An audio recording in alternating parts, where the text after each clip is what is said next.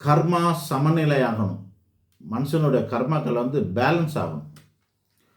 கொடிய விலங்கிற்கு நாம் செய்யும் தீங்கும் கூட கர்ம வினையாக நமக்கே திரும்ப வரும் அப்படிங்கிறத நம்ம மறக்கவே கூடாது. அது எல்லாருக்கும் தெரியணும். இப்போ ஒரு தேள் கொட்டுது, தேலை கொட்டுறோம், பூரானை பார்க்குறோம் அடிக்கிறோம், பாம்பை பார்க்குறோம் அடிக்கிறோம், இதெல்லாம் கொடிய விலங்கு தானே. அதுக்கு நாம் ஒரு தீங்கு செய்தால் கூட அது கூட கர்மா தான். அந்த கர்மா கூட நம்மளை திரும்பி பலனை கொடுக்கும்னு நமக்கெல்லாம் தெரியும்.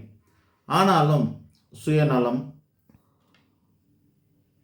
மனசை கல்லாக்கி ஞானக்கண்ணை மறைத்து விடுகிறது. சுயநலம்தான் நம்மளுடைய மனசை கல்லாக்கி ஞானக்கண்ணை மறைத்து விடுகிறது.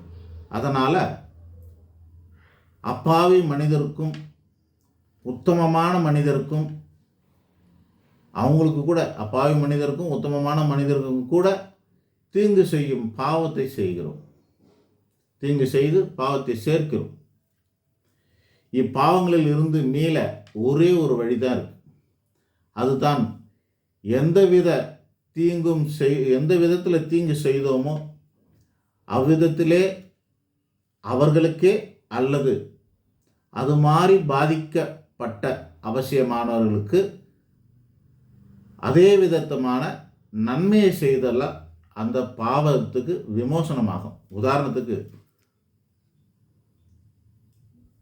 ஒரு கல்யாண வாழ்க்கை கெட்டு போயிடுச்சு அப்படின்னா, கெட்டுப்போன பல கல்யாண வாழ்க்கை கெட்டு போனவர்களெல்லாம் நல்லபடியாக சேர்த்து வைக்கணும்.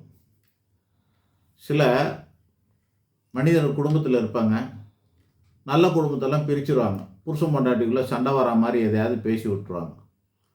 நல்ல ஒத்துமையாக ஒன்று தான் இருப்பாங்க. ஒரு வீட்டுக்காரர் எங்கேயோ போய் யாருக்கிட்டேயோ பேசின்னு இருந்தாருன்னு வச்சுங்களேன், அதை தான் இங்கே போட்டு கொடுத்துருவாங்க.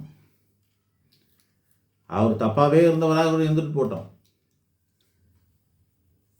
அந்த தப்பான விஷயத்த சொல்கிறது தான் சரின்னு நினச்சிட்டு இவங்ககிட்ட சொல்லிட்டு போயிடுவாங்க. சண்டை ஆகிடும், பிரிஞ்சு போயிடுவாங்க. இப்போ ஒரு குடும்பத்தை பிரித்த பாவத்துக்கு நீ ஆளாயிட்ட. அந்த பொண்ணுக்கு உதவி செய்த புண்ணியம் ஒன்றுமே இல்லை. ஒரு தம்பதியாரை பிடித்த பாவத்துக்கு ஆளாயிட்டோம். அப்போ என்ன ஆகும்னா, உன்னோட குடும்பத்தில் உன்னோட வாரிசுகளுடைய திருமண வாழ்க்கை பிளவுபடுறதுக்கு வாய்ப்பு அதிகமாக இருக்குது. அதுக்கெல்லாம் சந்தர்ப்பமே இல்லாத அளவுக்கு உனக்கு வயசாகி போயிருந்தா அடுத்த ஜென்மத்தில் உன்னோட வாழ்க்கை பிளவுபடும்.